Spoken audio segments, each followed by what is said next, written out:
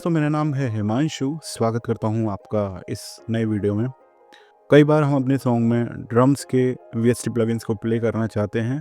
हम चाहते हैं कि कुछ यूनिक ड्रम की रिदम बनाए, लेकिन हम वैसा कर नहीं पाते हैं क्योंकि हमको मिडीज़ में ड्रम्स की रिदम्स को प्ले करना नहीं आता है। तो इसकी वजह से फिर हम यूज़ करते हैं लूप्स का, जो कि हमें वेव्स की फॉर्मेट में या फिर MP3 की फॉर्मेट में मिलते हैं। उनमें काफ़ी सारी लिमिटेशंस आती हैं। कई बार हम चाहते हैं कि हाई एट का साउंड कहीं पर नहीं हो, वहाँ पर अगर हम लूप्स का यूज़ कर रहे हैं तो जो हाई एट का साउंड है उसे हम नहीं हटा सकते। लेकिन वहीं अगर हम VST प्लगइन पर ड्रम्स को प्ले कर रहे हैं तो हम उस लूप में किसी भी इंस्ट्रूमेंट को या फिर सैंपल को किसी भी स्थान पर बंद कर सकते हैं या फिर चालू कर सकते हैं और कस्टमाइज करके खुद के लूप्स बना सकते हैं। दोस्तों, आज की वीडियो में मैं आपको स्टूडियो ड्रमर का यूज़ करके लूप्स को बनाना सिखाऊंगा। बहुत ही सिंपल है। अगर आप एक बिगनर हो तो डरने की ज़रूरत नहीं है, ये वीडियो आपके लिए सफिशिएंट है। तो चलिए चलते हैं हमारे कंप्यूटर स्क्रीन पर। आप देख सकते हो मैंने स्टूडियो ड्रमर को ओपन किया हुआ है। अगर आप स्टूडियो ड्रमर क्या है इस बारे में नहीं जानते हैं तो मैं एक बार आपको बता देता हूँ। नेटिव इंस्ट्रूमेंट की एक VST है जिसको हम कॉन्टैक्ट बोलते हैं। कॉन्टैक्ट की काफ़ी सारी लाइब्रेरीज आती हैं अलग अलग इंस्ट्रूमेंट्स के लिए। स्टूडियो ड्रमर भी एक लाइब्रेरी है जिसको हम यूज़ करते हैं ड्रम्स को प्ले करने के लिए। फ़िलहाल स्टूडियो ड्रमर मैंने कॉन्टैक्ट के अंदर ओपन की हुई है। यहाँ पर मेरे को एक बहुत बड़ा ड्रम का सेट देखने को मिल रहा है। कीज़ में मेरे को ड्रम्स के साउंड सेट मिलते हैं। कुछ साउंड मैंने अभी आपको सुनाए हैं, लेकिन यहाँ पर पूरे ड्रम सेट का साउंड अरेंज है इन की पर। आप चाहें तो अपने ड्रम के मिक्सर की सेटिंग को अपने जॉनर के हिसाब से सेट कर सकते हैं। जैसे अगर मैं हार्ड रॉक को सेट करता हूँ तो अभी किट का साउंड हार्ड रॉक के ड्रम किट जैसा हो चुका है। कोई भी आप अपने सॉन्ग के जॉनर के हिसाब से मिक्सर की सेटिंग को सेलेक्ट कर सकते हो। लेकिन आज का हमारा टॉपिक इन सेटिंग्स को सेट करना नहीं है, हमारा है हम ड्रम्स के लूप्स कैसे बनाएं।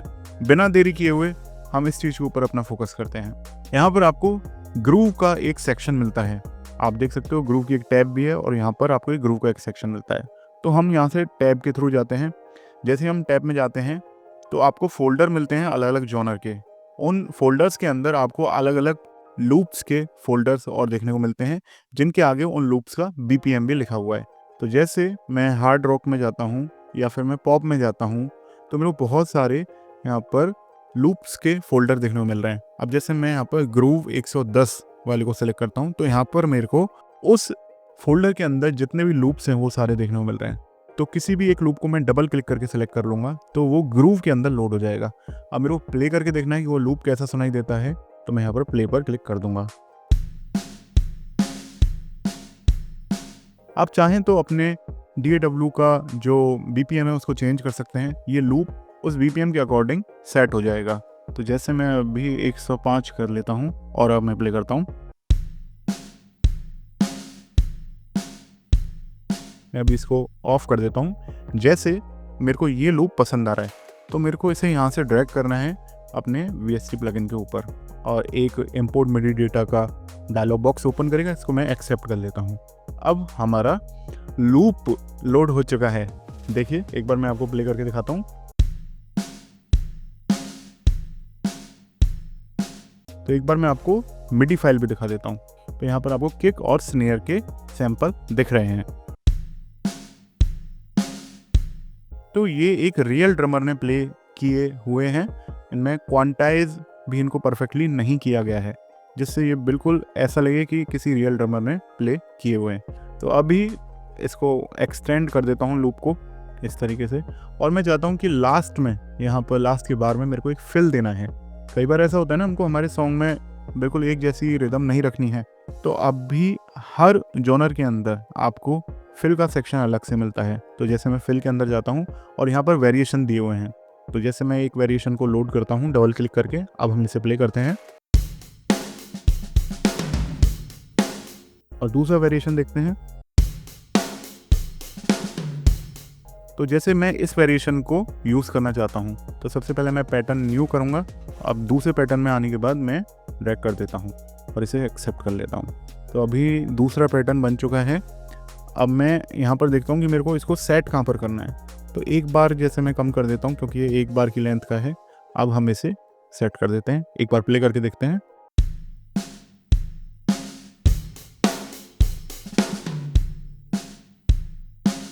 एक बात और मैं करना चाहता हूँ कि यहाँ पर मैं सिंबल का साउंड और ऐड करना चाहता हूँ। जैसे यहाँ पर फिल के बाद मैं पैटर्न 1 को सेट करता हूँ, तो यहाँ पर जैसे ही प्ले करते हैं तो यहाँ पर एक सिंबल का साउंड आना चाहिए या क्रैश का साउंड आना चाहिए।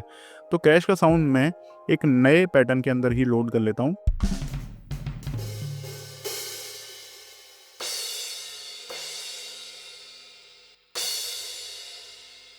अब इसको मैं सेट कर देता हूँ पैरेलल इस पैटर्न के। कई बार ये होता है कि अब मेरे को यहाँ पर एनर्जी बढ़ानी है थोड़ी सी, तो मैं दोबारा स्टूडियो ड्रमर को ओपन करता हूँ, नया पैटर्न बनाता हूँ और हमारे उसी फोल्डर में चलते हैं। आप चाहो तो किसी दूसरे फोल्डर में भी जा सकते हो। यहाँ पर सारे पैटर्न आपको एनर्जी के साथ बढ़ते हुए सेट किए हुए मिल रहे हैं, मतलब अलग अलग एलिमेंट उनमें ऐड हो रहे हैं। जैसे मैं राइट को अभी सेलेक्ट करता हूँ, ये राइट वाला पैटर्न है, इसको प्ले करते हैं। तो अभी मैं इसको ड्रैग कर देता हूँ नए पैटर्न पर, इसे एक्सेप्ट कर लेता हूँ। तो एक बार हम प्ले करके देखते हैं।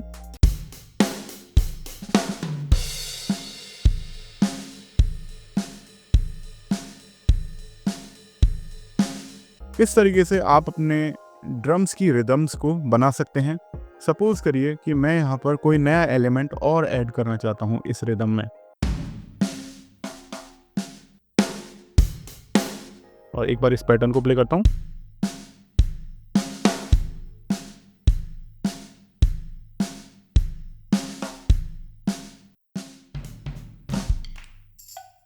और जैसे मैं ये टेम्पोराइन का साउंड है, इसको भी लोड करना चाहता हूँ। तो मेरा इन सभी को लगाने का और आपको बताने का मतलब ये है कि मैं इस रिदम को कस्टमाइज भी कर सकता हूँ। और जैसे मैं इसकी टेम्पोराइन की जो एनर्जी है, इसकी फ्रीक्वेंसी को बढ़ाना चाहता हूँ जिससे इसकी एनर्जी बढ़ जाए।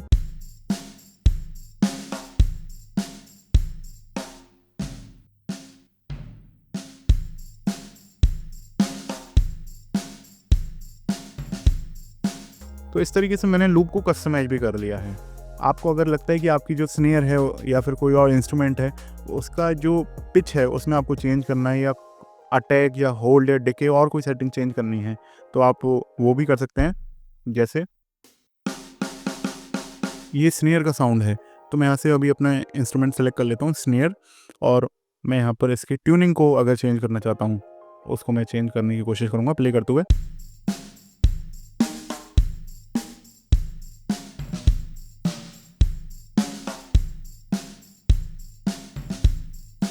अब अगर मैं अटैक, होल्ड और डिके की वैल्यू को चेंज करता हूँ, और ये अभी मैं स्नेयर में कर रहा हूँ,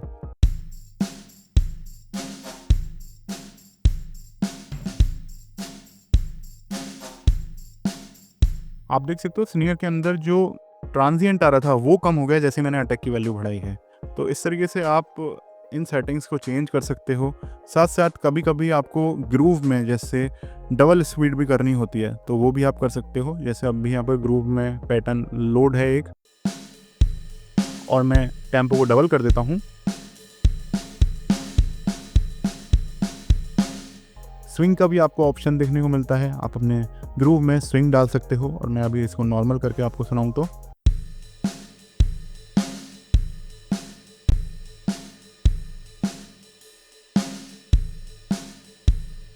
तो इस तरीके से स्टूडियो ड्रमर का यूज़ करके आप अपने सॉन्ग्स में रियल ड्रम्स टाइप के पैटर्न बना सकते हो। आई होप आपको ये ट्यूटोरियल अच्छा लगा हो। आप मेरे चैनल को सब्सक्राइब कर सकते हैं और बेल का आइकन दबा सकते हैं। मैं मिलूंगा आपसे नेक्स्ट वीडियो में, तब तक रखना आपको अपना ख्याल। Take care, bye bye.